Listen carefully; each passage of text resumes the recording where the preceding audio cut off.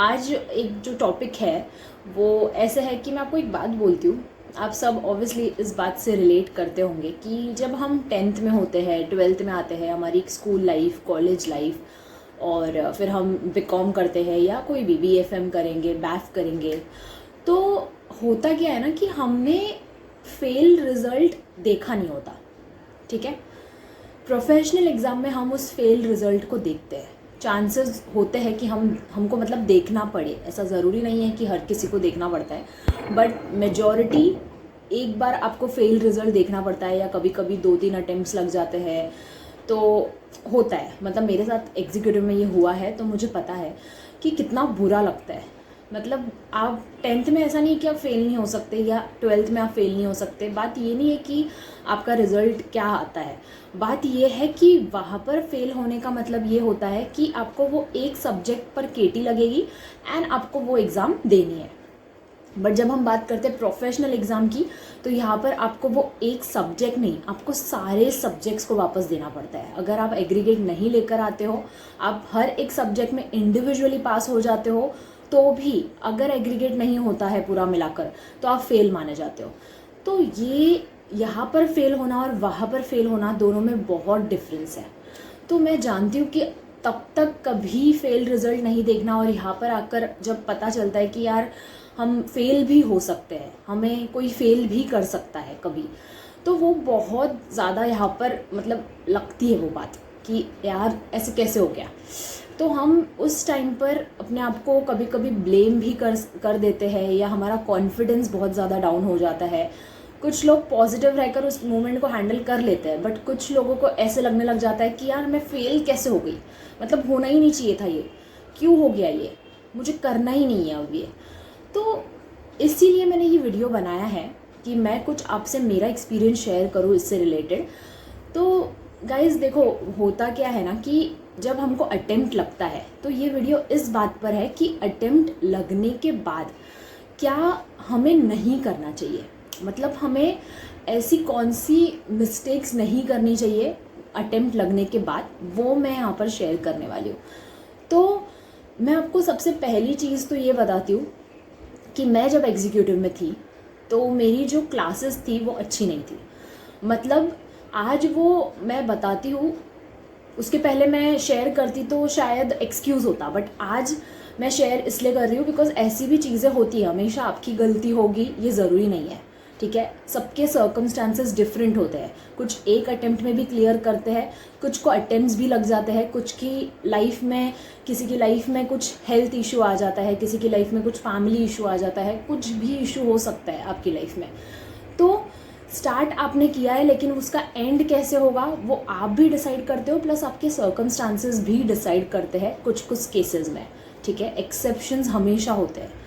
तो मैं आपको एक बात बोलती हूँ कि जब मैं एग्जीक्यूटिव में थी, तो मुझे क्या हुआ था कि क्लासेस मेरे अच्छे नहीं थे, एग्जीक्यूटिव के पोर्शन कंप्लीट नहीं हुआ था टाइम पर। इनफैक्ट मुझे ऐसे बोला गया था क्लासेस में कि आपको है ना, ऐसा भी होता है कि आपको आज पढ़ाया तो आपको याद करके भी आप एग्ज़ाम दे सकते हो। मतलब इमेजिन, टैक्स के पेपर आपको कोई सिंगल चैप्टर एक एक दिन में जस्ट ऐसे करवा रहा है, उड़ा रहा है बस चैप्टर्स, क्या आप वो एग्ज़ाम क्लियर कर पाओगे? एग्ज़ाम छोड़ो, क्या आप उसको अटेम्प्ट भी करने की हिम्मत कर पाओगे? तो ऐसा मेरे साथ हुआ था। मेरे मतलब एसवाई का भी ईयर, एग्जीक्यूटिव भी, मतलब दोनों चीज़ें साथ में।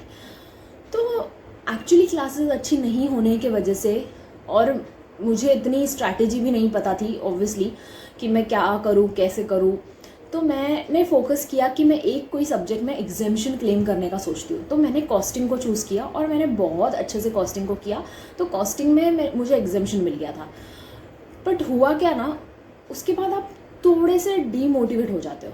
तो आपको कुछ गलतियां नहीं करनी है अटेम्प्ट लगने के बाद, वो मुझे रियलाइज़ हुआ कि आपको क्या नहीं करना चाहिए। मुझे तब वो चीज़ें नहीं पता थी, बट मैं चाहती हूँ कि आपको पता रहे, क्योंकि मैंने उन चीज़ों से सीखकर अपने प्रोफेशनल को एक एक अटेम्प्ट में क्लियर किया। बट आपके केस में वो एग्जीक्यूटिव भी नहीं होना चाहिए। मैं चाहती हूँ कि आपके केस में वो कोई भी स्टेज नहीं हो वैसा। तो मैं आपको बताती हूँ एक बात कि सबसे पहले तो अगर आपको अटेम्प्ट लगता है तो इसको नॉर्मल कंसिडर करो। मतलब मैं इतना नॉर्मल होने नहीं बोल रही हूँ कि बैक टू बैक आप फिर पढ़ाई मत करो, अटेम्प्ट लगवाते रहो, नहीं। फर्स्ट टाइम अगर आपके साथ ऐसा हुआ है, आपने अपना 100% एफर्ट दिया था। दो तरह के लोग होते हैं, एक जो अपना 100% देते हैं और फिर वो पास नहीं होते, 1 मार्क से रह जाता है, लक फैक्टर आ जाता है बीच में। तो जब आप अपना 100% एफर्ट्स दे देते हो तो आपको, मानती हूँ मैं कि दुख होता है कि भाई मैंने मेरा 100% दिया फिर भी मैं क्लियर नहीं हुई, और 1 मार्क से मैं क्लियर नहीं हुई या 2 मार्क से मैं क्लियर नहीं हुई, तो उस मामले में देखो दुखी होना बनता है। बट एक केस ये भी होता है कि 100% एफर्ट्स भी नहीं दिए और फिर भी आप दुखी बैठे हो, आपने पढ़ाई नहीं की, आपने क्या पूरी मॉड्यूल कवर की, क्या आपने सारे अमेंडमेंट्स कवर किए, क्या आपने पास पेपर सॉल्व किए, नहीं ना। तो फिर तो आप ब्लेम नहीं कर सकते, आप ब्लेम नहीं कर सकते। आपको ये सोचना है कि मैंने 100% नहीं दिया था, तो 100% अगर नहीं दिया है तो इस केस में तो एक्सेप्ट करना बहुत ईजी हो जाता है कि फेल हुए हैं, ये गलतियाँ हमने की थी, हमको ये गलतियाँ अब दोहरानी नहीं है। अब एक केस होता है जिन्होंने 100% अपने एफर्ट्स दिए, उनको दुखी होने की, उनके पास पूरा रीज़न है दुखी होने के लिए, क्योंकि मतलब बहुत बुरा लगता है जब हमने हमारा 100% दिया और हम फिर भी क्लियर नहीं हुए। उस मामले में just take your time, just accept the fact कि ऐसा हो गया है, रह गया है, बट मेक श्योर कि आप खुद को वापस से पॉजिटिव करें, वापस से स्ट्रॉन्ग करें। मैं जानती हूँ कि वो सेम मतलब हमने खुद से लाइन सब क्लियर मतलब किया हुआ होता है, हाईलाइट किया हुआ होता है, वो सेम ही चीज़ें वापस दिखती है, वापस से पढ़नी होती है, बुरा लगता है। But this is not failure guys, this is something which you are learning. आप यहाँ पर लर्न ही कर रहे हो, आप वो आंसर्स को वापस पढ़ोगे, अमेंडमेंट्स कवर करोगे, वापस से एग्ज़ाम दोगे, but it's just a entry ticket to a corporate world, you can say. मतलब आपको ये एग्ज़ाम क्लियर करने के बाद जाना तो कंपनी में है या तो फॉर्म में है, काम करना है आपको, बट इतना मत ज़्यादा खुद को ऐसे कर दो कि यार क्यों मैं नहीं क्लियर हुई, मैं क्यों क्लियर नहीं हुई। वो मतलब उस चीज़ से बाहर निकल कर आपको एक्सेप्ट करना पड़ेगा उस सिचुएशन को, एंड मेक श्योर कि आप पॉजिटिव रहो। कहीं ना कहीं मेंटली आपको पॉजिटिव रहने की ज़रूरत है। मेरी एक फ्रेंड है, मैं आपसे शेयर करती हूँ ये चीज़। मेरी एक फ्रेंड थी, तो वो एक्चुअली अटेम्प्ट दे चुकी थी। उसने एक बार अटेम्प्ट दिया, कुछ 9 पेपर्स दिए, नहीं क्लियर हुए उसने दूसरी बार दिए, एक ग्रुप उसका क्लियर हुआ। तीसरी बार उसने दिया, दोनों ग्रुप दिए, दोनों भी क्लियर नहीं हुए। अगेन उसने दिए, again she couldn't clear. Then उसने मुझे एक क्वेश्चन पूछा कि आपको क्या लगता है, मैंने तो सब कर लिया, मतलब मेरे तो कॉन्सेप्ट्स भी बहुत क्लियर है, मैं तो पास पेपर्स भी करती हूँ, मैं तो मॉड्यूल से भी पढ़ती हूँ, फिर भी मैं क्लियर नहीं कर पा रही हूँ। तो आपको पता है वो कैसी थी? शी यूज़ टू से लाइक, मतलब उसको है ना चिढ़ मचती थी कि ये इंस्टीट्यूट भी अच्छा नहीं है, इसने मुझे फेल कर दिया, मतलब ये ऐसे कैसे कर सकते हैं, मतलब हमेशा ब्लेम करना, हमेशा नेगेटिव रहना, हमेशा चिढ़ना। तो मैंने उसमें ये चीज़ें देखी थी, तो मैंने उसको बोला कि एक्चुअली तुझे तेरी पढ़ाई को लेकर चेंजेस करने की ज़रूरत नहीं है, ये जो आपका मेंटल स्टेट होता है ना, ये आपको चेंज करने की ज़रूरत है। तो मैंने उसको यही सजेशन दिया कि जस्ट रिज़ल्ट तक तू अपने 100% एफर्ट्स दे, जैसे तू पढ़ती है, जैसे तू पढ़ती आई है, 100% अपने एफर्ट्स दे के तू दोनों मॉड्यूल दे, एंड देन मतलब दोनों दे या एक दे, उसका डिसीजन था। तो बट जब तक रिज़ल्ट नहीं आता, मेक श्योर कि तू ICSI को कुछ नहीं बोलेगी, मेक श्योर कि तू पेपर चेक करके लिए कुछ नहीं बोलेगी, मेक श्योर कि तू नेगेटिव नहीं रहेगी। And you know what, she cleared, वो CS बन गई अटेम्प्ट में। और लिटरली आपके पॉजिटिव थॉट्स बहुत मैटर करते हैं। अगर आपने 100% पढ़ा था, 100% अपने एफर्ट्स दिए थे, तो कहीं ना कहीं शायद आप खुद को लेकर थोड़े नेगेटिव हो। तो जस्ट मेक श्योर कि आप खुद को लेकर पॉजिटिव रहो, आप खुद को लेकर मतलब विजन बोर्ड बनाओ। Just say to your mind, I am CS Ekta Tiwari. अपने बुक के आगे मैं तो लिख कर भी रखती थी, मतलब जहाँ पर हम सब्जेक्ट लिखते हैं वहाँ पर जो नेम होता है वहाँ पर मैं लिखती रहती थी LLB and CS Ekta Tiwari. तो ये चीज़ें मैंने की है, इसलिए मैं बोल रही हूँ। मुझे आपको कोई यहाँ पर लेक्चर नहीं देना है या भाषण, मतलब कुछ ऐसा नहीं है। इट्स जस्ट कि मैं आपको बता रही हूँ कि कभी कभी वो एक लक फैक्टर भी बहुत मैटर करता है। आपका पेपर कौन चेक करने वाला है, किसके हाथ में आपका पेपर आने वाला है, तो वो चीज़ें भी बहुत मैटर करती है। आप यूनिवर्स को क्या मैसेज दे रहे हो खुद के लिए, वो भी बहुत मैटर करता है। तो मेक श्योर कि आप अपने एफर्ट्स पर ध्यान दें, और अगर अटेम्प्ट लगता भी है, फेल होते भी हो, तो please be positive. Please accept कि मुझसे ऐसा हुआ है, but this is my learning phase, I learn. अब नेक्स्ट अटेम्प्ट में I will do best, I will do my best. और मैं आपको एक बात बोलती हूँ, कुछ भी हो, आप कभी भी कोई भी एग्ज़ाम देते हो, कहीं पर भी आपको प्रेजेंटेशन देना होता है, कुछ करना होता है, एक थॉट अपने दिमाग में हमेशा रखना, hope for the best and be prepare for the worst always. Just एक साइड कोने में वो चीज़ को रखो। मुझे ये बात कभी बोली गई थी, मेरे दिमाग में आज तक ये है कि hope for the best and be prepare for the worst. ज़्यादा से ज़्यादा क्या हो सकता है, मर तो नहीं जाओगे ना। ठीक है, तो पहली चीज़ जस्ट एक्सेप्ट कि ऐसा हुआ है आपके साथ, फेल हुए हो आप, लेकिन कोई बात नहीं, हम फिर से उठेंगे, फिर से हम अच्छे से पढ़ेंगे। जो गलतियां हमसे हुई थी, अगर हमने 100% नहीं पढ़ा था, 100% एफर्ट्स हमारे नहीं थे, तो हम 100% एफर्ट्स देंगे, अच्छे से पढ़ेंगे और क्लियर करेंगे। ठीक है, एक्सेप्शन हो गया। सेकंड, आपको क्या नहीं करना है। जब हमको अटेम्प्ट लगता है ना, तो कभी कभी एक मेंटालिटी हो जाती है कि यार पढ़ा हुआ ही तो है, पढ़ा हुआ ही तो वापस पढ़ना है। तो जब आप उसको पढ़ने बैठते हो वापस से, तो आप पता है कैसे पढ़ते हो। मैं सबकी बात नहीं कर रही हूँ, बट कुछ लोग ये गलती करते हैं कि वो जब पढ़ते हैं ना, तो वो ऐसे पढ़ते हैं कि यार मुझे तो सब आता ही है, ठीक है ना, मुझे आ ही जाएगा, मैं कर ही लूँगी बिकॉज मुझे आता है, याद है मुझे कहीं ना कहीं दिमाग में ये सब। ठीक है, आपको याद होता होगा दिमाग में, लेकिन मैं आपको एक बात बताती हूँ, जब अटेम्प्ट लगता है ना, मेक श्योर कि आप एडिशनल एफर्ट्स डालें दिस टाइम। पिछली बार कोई तो गलती रह गई होगी, ठीक है, तो आपको उनको इम्प्रूव करना पड़ेगा, आपको अपना प्लानिंग को चेंज करना पड़ेगा, आपको सारे टॉपिक्स को कवर करना पड़ेगा। आपको छोड़ कर गए थे, आपने पास पेपर्स नहीं सॉल्व किए, तो आपको वो करने पड़ेंगे। मेक श्योर कि आपका इस टाइम और ज़्यादा एडिशनल एक्स्ट्रा एफर्ट होना, इसको बोलते हैं जितने अटेम्प्ट उतना एक्स्ट्रा एफर्ट्स, मतलब वो होना ही चाहिए। अगर आपको पहला अटेम्प्ट ही लगा है, तो मेक श्योर कि आपका जो एफ़र्ट है वो और ज़्यादा बढ़ जाए, एडिशनल एफ़र्ट आपको देना पड़ेगा उस अटेम्प्ट में। क्यों? क्योंकि कुछ तो गलती आपने की है जो आपको ठीक करनी होगी, और आपको सारे पास पेपर सॉल्व करने हैं, आपको मॉड्यूल के हर टॉपिक को कवर करना है, जो भी सब्जेक्ट है आपका। ठीक है, तो आपको कोई क्यों फेल करेगा, और 100 मार्क का पूरा पेपर अटेम्प्ट कर कर आना है। तो वो आप अगर पेपर सॉल्व करते हो, तो उससे तो आपको डेफिनेटली प्रैक्टिस हो जाएगी। आप अपने खुद के हाथ से नोट्स बनाते हो, तो डेफिनेटली आपको लिखने की प्रैक्टिस हो जाएगी। तो आप 100 मार्क का पूरा पेपर स्पीड से अटेम्प्ट कर सकते हो। ठीक है, और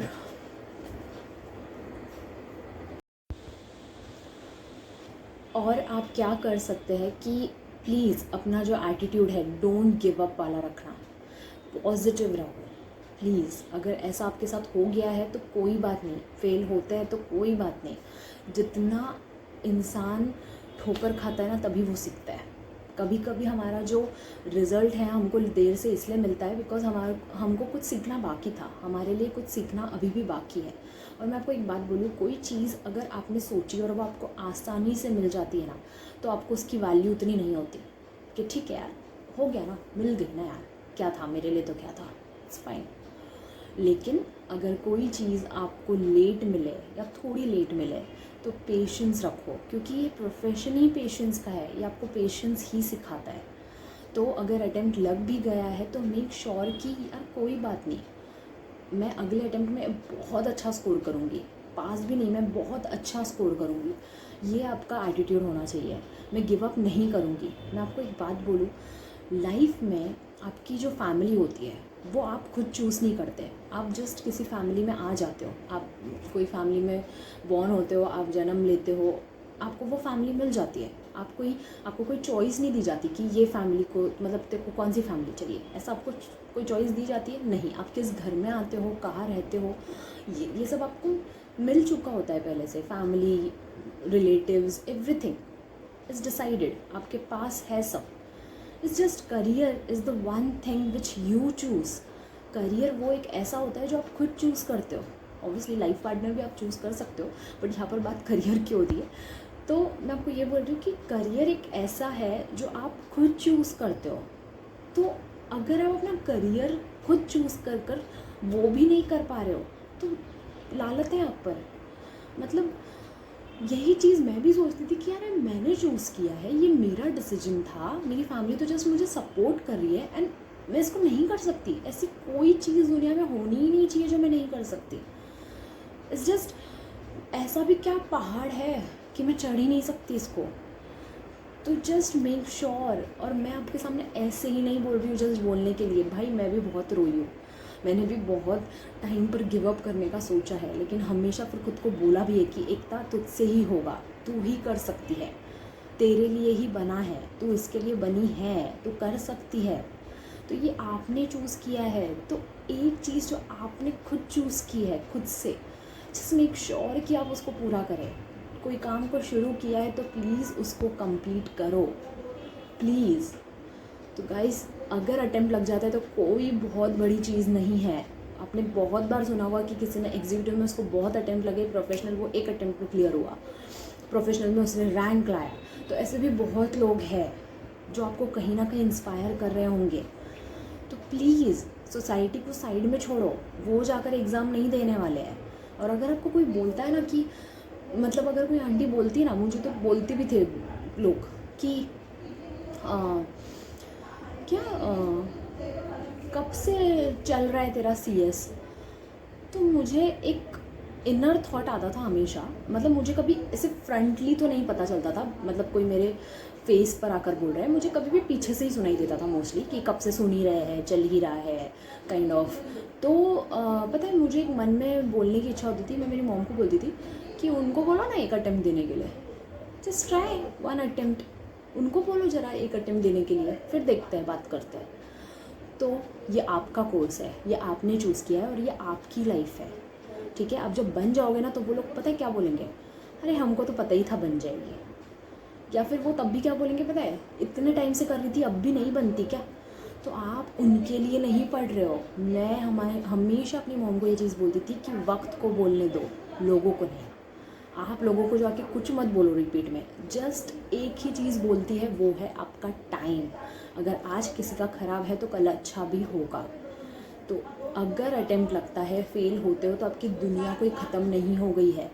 यहाँ पर मैं आपको बोल रही हूँ लाइफ में फेलियर का जो रिज़ल्ट होता है ना, वो एक बार देखना ज़रूरी होता है। अगर मेरी वो फ्रेंड वो फेल नहीं देखती तो शायद वो कभी समझ ही नहीं पाती ये चीज़ कि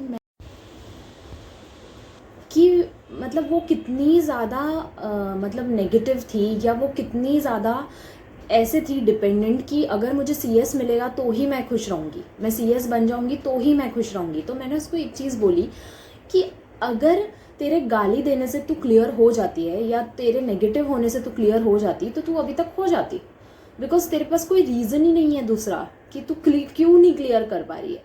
मतलब आप पेपर सारे सॉल्व कर चुके हो, आपने सारे टॉपिक्स कवर किए, आपको सब आंसर्स याद है, आपके कॉन्सेप्ट सारे क्लियर है।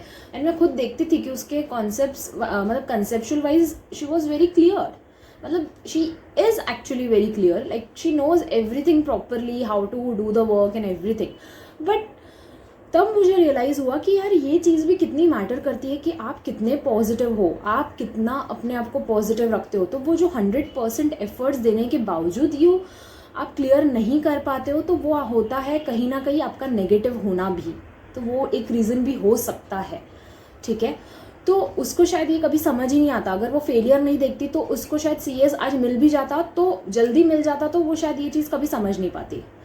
उसके लिए ये जानना मतलब वो आज जान पाई है ये चीज़ कि पॉजिटिव रहना कितना इम्पोर्टेंट होता है, या आपका सिर्फ नेगेटिव रहना मतलब एक डिपेंडेंसी हो जाती है कि आप किसी चीज़ को लेकर खुश हो, आप किसी से कनेक्टेड हो। अगर आपको सीएस में पास होते हो तो ही आप खुश होंगे। आप जाओ अपना 100% एफर्ट्स दो, रिजल्ट एग्ज़ाम सब होने के बाद एंजॉय करो 1-2 महीने आपका जो भी है। Just don't think about your results, just think about your efforts. आप जितने एफर्ट्स आपको देने हैं अपने सारे एफर्ट्स देकर आओ, and just go guys, don't give up.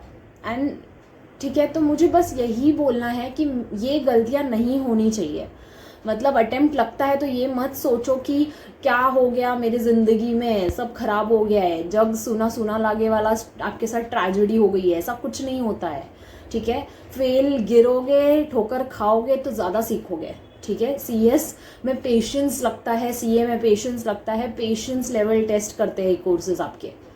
और लाइफ में अगर आप ये स्ट्रगल नहीं हैंडल कर पा रहे हो तो आप पूरी लाइफ क्या हैंडल करोगे, क्या करोगे आप लाइफ में। आजकल 10th के स्टूडेंट्स जाके सुसाइड कर लेते हैं, उनसे वो हैंडल नहीं हो पा रहा है, वो प्रेशर वो हैंडल नहीं कर पा रहे, तो वो आगे की लाइफ क्या हैंडल करेंगे।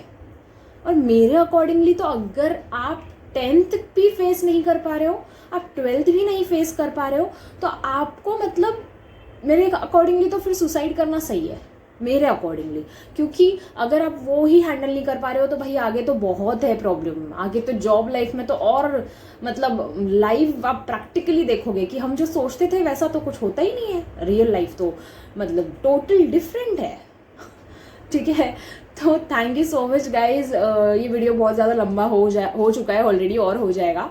So thank you so much for listening. I hope आपको ये वीडियो इन्फॉर्मेटिव लगे। अगर आपको कोई भी डाउट है तो प्लीज़ कमेंट सेक्शन में कमेंट कर मुझे बताना। And all the best and thank you so much for listening. Bye, take care.